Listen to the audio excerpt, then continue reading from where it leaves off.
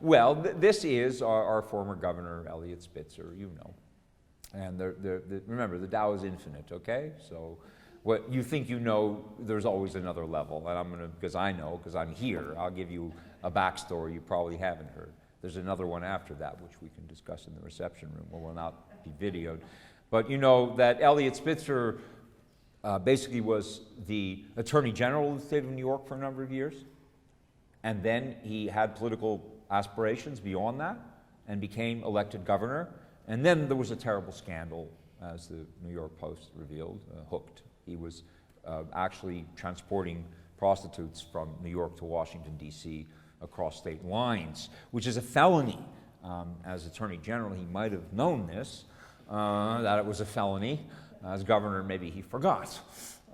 So eventually, but you know, I have some Jewish lawyer genes, so I could try and defend him. I mean, I have this instinct to want to defend him.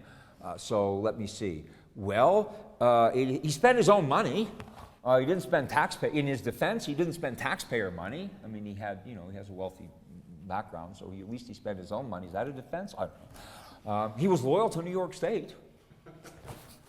I mean, he could have outsourced, you know, the vice, but I know that there are, you know, plenty of such professionals in D.C. There have to be, but he insisted on, you know, sending them down from New York. But it was not a good thing, and so it was bad news, and therefore sold a lot of newspapers. We're back to that, the opposite of a philosopher. Very bad news, and he resigned. Okay, but that wasn't the end of it. He became tabloid food, you know. Tiger Woods thing also hit around the same time. Tiger Woods was global. Spitzer was more local and national. So they made a movie. This is not the kind of movie you want to have made of your life, but Client Number 9, that was, you know, that's his legacy. Client Number 9. The rise and fall of Eliot Spitzer. Well, here's something you don't know, okay? There's something you don't know about the rise and something you don't know about the fall. So this is very Taoist. It's a very Taoist tale. So that's why I'm telling it to you, all right? And I'll even digress and give you the backstory to that, and I'll tell you what the tale resembles.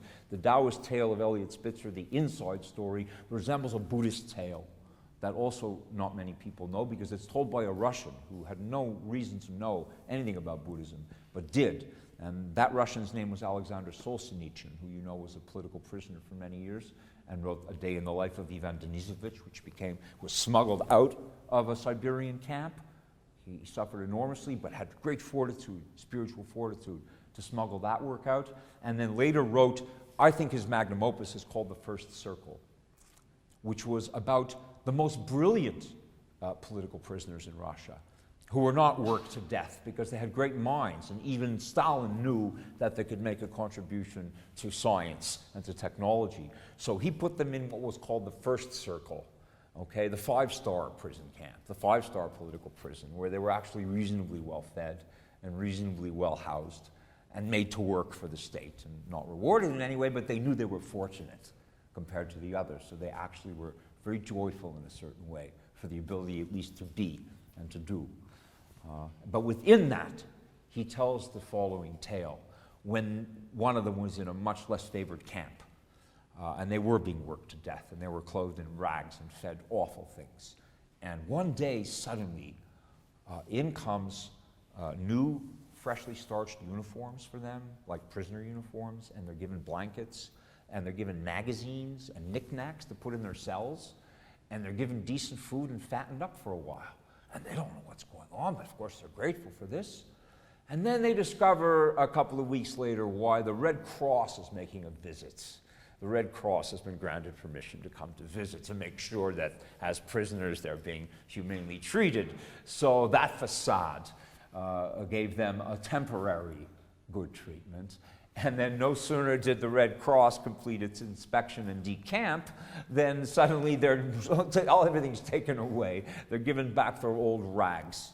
They're given back the terrible food. They take away the magazines and the knickknacks, and everything goes back to the horrible thing that it was. And why am I smiling? Because this one guy who's telling the story says, but they forgot something in my cell. They forgot there was a little knickknack that it was up in a niche, and it was a little smiling Buddha.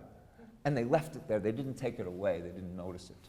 So he saw this little smiling Buddha, and he realized the impermanence of all things, and that this good treatment was a very nice respite, but nothing to be attached to. A very Buddhist story, that even in the worst of cases, there's some feeling of compassion and some feeling of goodness that can be derived, yeah? And that's also a Taoist story when it comes to Spitzer, because his rise to power was based partly on his success as Attorney General, a job which is not easy to do, and which entails, among other things, many things, the responsibility of defending CUNY administrators against lawsuits, which kept him very, very busy, particularly under certain administrations past, which basically attracted a lot of lawsuits because they, like he, did not seem to know the First Amendment and, you know, a lot of basic things, and made it tough. So Spitzer defended them against, at times, some very egregious abuses of civil rights and academic freedoms against some faculty members. And that was part of Spitzer's rise, defending them. And what most people don't realize is that his fall was a fall to City College, because they sentenced him to teach here. You see, he ended up as my colleague in this place. We welcomed him. He was basically forced to resign within 72 hours of the scandal. CNN is giving you a really good whitewash, okay, if you read CNN's version. Spitzer resigned in March 2008 in the wake of a federal investigation that revealed he'd used the prostitution service. Wait a minute, why are the feds involved? Because it was across state lines, a felony offense, that's why. And of course, to save face, they allowed Spitzer, we assume they allowed Spitzer to resign.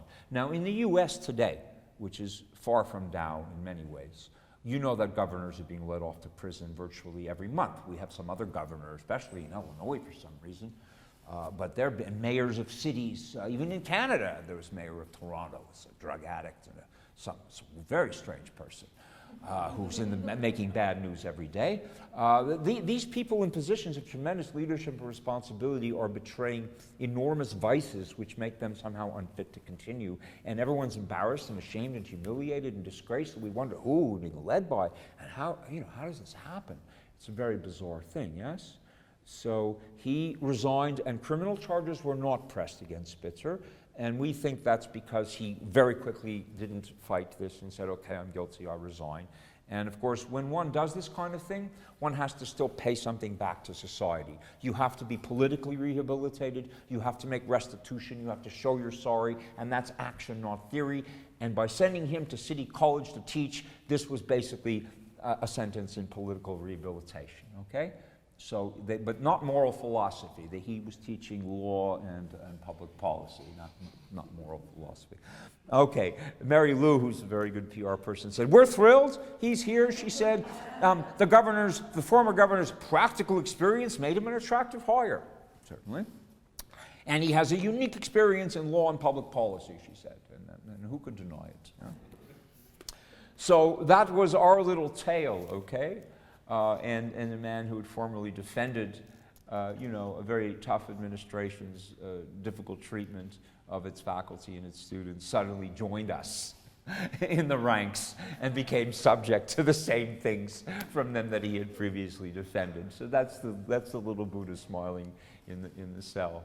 Yeah, and I hope he became, rehabilitated as a result. That's the hope. That this place had to have a good effect on him, you would think. But then he tried to recycle himself a few years later. But you know that his parents built the Spitzer School. I mean, Bernard, this is the American dream, and what many of our students are dreaming, in their own lives and making fruition with. His parents were his father, Bernard Spitzer, was the son of penniless immigrants from Poland, Morris and Molly Spitzer, who came to the Lower East Side after World War I, like many, many immigrants, millions did. And they opened a print shop, they had a modest print shop on the Lower East Side. They practiced a trade. They were free. They had hope that their children would do better, right? The American dream. We will sacrifice. We're grateful for the freedom and the opportunity, and our children will do better.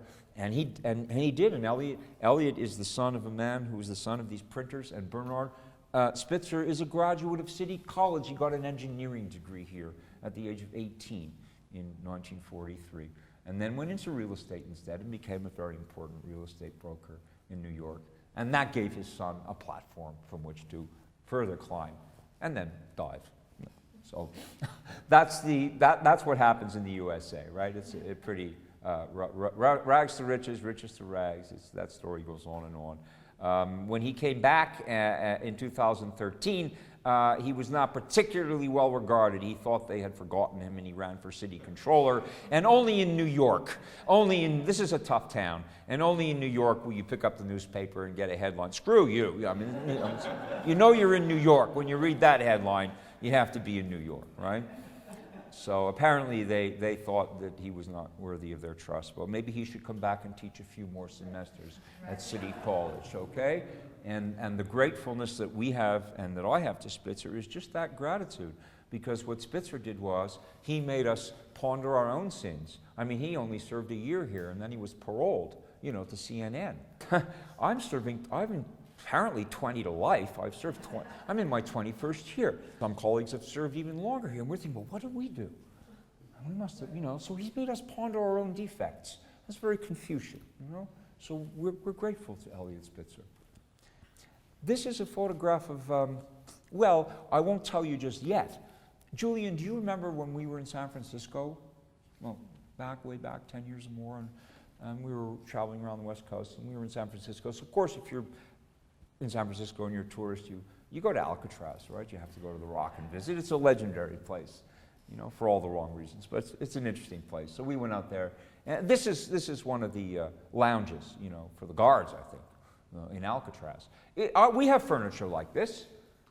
I can show. You'll see some. I mean, this could be a faculty lounge at City College. I kid you not.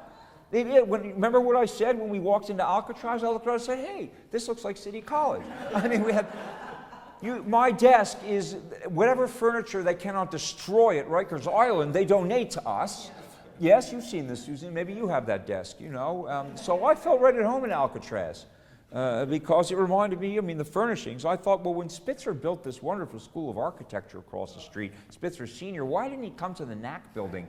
Why didn't they show him around the NAC building? Maybe he could have refurbished the Alcatraz aspect. But anyway, that's what it is. When my Japanese guest came from Japan, Dr. Kawada was here when he visited New York, and we had him up here, gave him a tour, and he saw the flag, from Shimoda. And he looked around the NAC building. He's the director of the Institute for Oriental Studies at Soka University in Tokyo, and he's a Buddhist scholar, and a wonderful man, and a dear friend. And he looked around, and he said to me, he turned to me, he said, Maximum Security University. He said, that was Maximum Security University.